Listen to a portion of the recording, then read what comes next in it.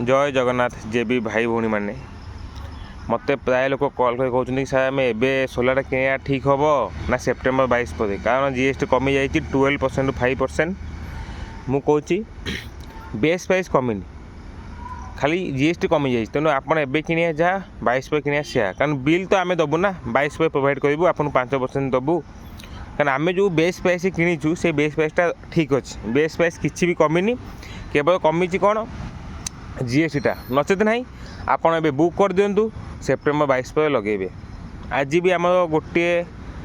आज आम गोटे इंस्टॉलेशन अच्छी काली 3टी अच्छी तेणु आम कहीदेचु कि आपड़ किणतु जहाँ पुराना प्राइस थिला तादू पाखापाखि 10 ରୁ 14 हज़ार कमी जाऊँगी तेणु आप बुक करूँ बा ए लगे दिंतु पर आप बिल ने किसी असुविधा ना बेफिकर आप आम सहित विश्वास करूँ व्यवसाय करूँ आम आपन को उचित प्राइस दबू। एबे आम माने कटक 3टा जगह मार्केटिंग चलती गौरीशंकर पार्क जाभियर स्कूल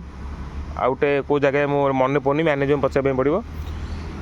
तेणु आपण निर्द्वंद्व आम सब कंटाक्ट करूँ बुक करूँ एवं फायदा नियंतु। जय जगन्नाथ।